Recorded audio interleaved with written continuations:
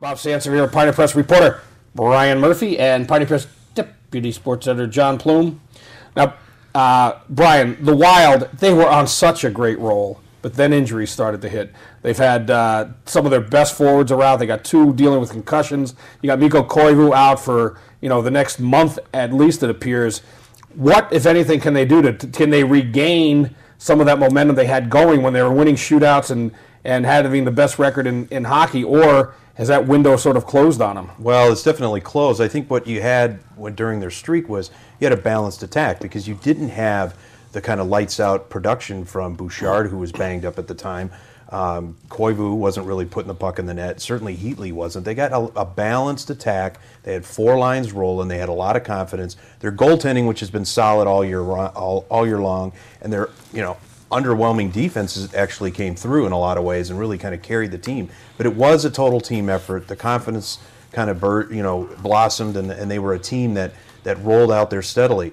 Injuries have banged them up, and they've exposed them at basically as not having the scoring depth, which has been a problem that's plagued them from the day they got into the league through their expansion years, through the Lemaire and Risebrough era. They've not been a team that can go out there and offensively take over a game. They never have been, and right now that's where they're at right now. They're struggling to score goals. Their confidence is waning. Now they've got the injury bug. The one silver lining that they have going for them is goaltending. They have solid goaltending, and that might be able to carry them through and maybe bridge them into the second half of the season and give them a shot to contend. But I think you're going to be looking at a team that's going to be scrambling for the 7th or 8th seed. John, people were following and excited about the Wild when they had that best record in hockey.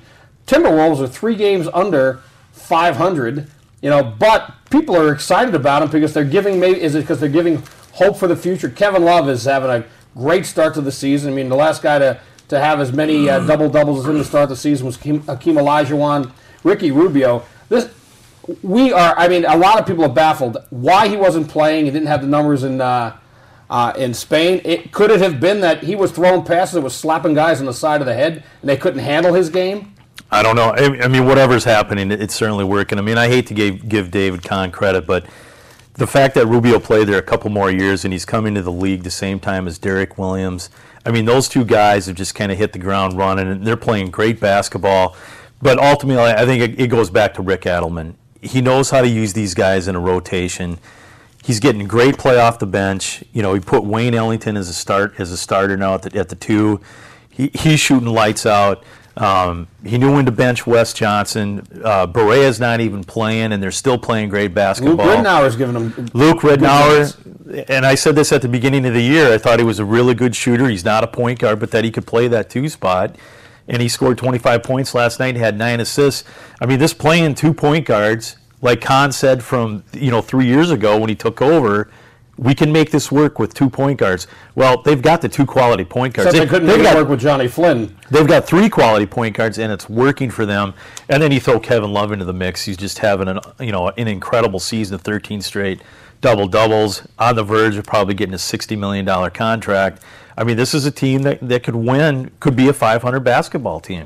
I liked, and just to pick up on a point too on Adelman, I thought one of the, could be a moment you look back on later in the season, or at least a point where you could tell that there was a different sheriff in town, is that when the Wolves had a couple of good wins, they put a couple of good performances out there, especially at home, and then they came out and laid an egg. And I can't remember who it was against, but it was, he basically came out and called them all out after the game and said, you know what, we've basically been reading our press clippings. We're not as good as we think we are, and we're not a team that can afford to kind of coast into an evening like that. And I thought that was telling in the sense that at least he was taking charge right away and saying, look, we've got some progress here. We've got some momentum. I like what we see, but we're a long way from being a Western Conference power, and don't ever think that we're not that far removed from a 20-win team. Well, and he's a guy that is no nonsense. And the other thing is, his fallback is, these aren't my guys.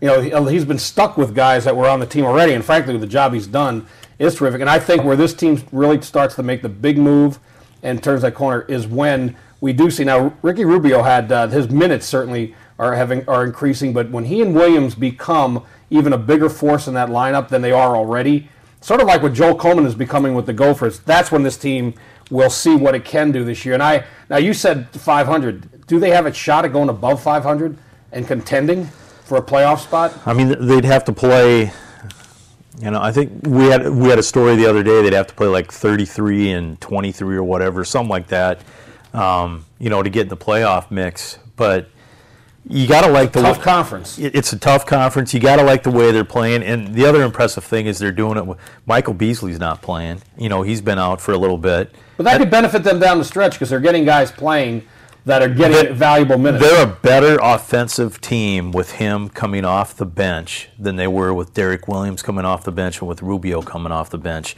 But the whole thing starts with Rubio. The way he orchestrates the offense, the no-look passes. I mean, these guys, these NBA players, are ready for the way this kid likes to play. And I think it goes back to what you were saying earlier, Bob, about him playing in the EuroLeague. I would bet these guys were just like, taking shots to the face, off the body. They weren't used to this kind of play from this guy who's been compared to Pete Maravich with all the different things that he can do with the basketball. I mean, he's just an incredible talent. And I think the other thing he's proven, he's not a bad shooter. He can shoot the three. Well, it's going to be interesting, and I think people are having fun, and it is fun to watch this team as it goes forward. And you hate to say even when they don't win, but they're making it competitive and making the games fun. And certainly the way Love is having a lights-out season, so I think people are going to be following them. It certainly would be nice for them if they were to get a few more wins. But it's a team that you're intrigued by, and you haven't been able to say that about this team in a very, very long time. They're entertaining. Yes. Yes. That's the key thing. They're entertaining, and the Wolves have not been entertaining. And actually, I guess we have to go back to find one of the last team to be entertaining around here was the Vikings when they had the year they went to the championship game, and that's 2 years ago this week for those keeping score. For those keeping score, that's right. Well, we'll keep score another day.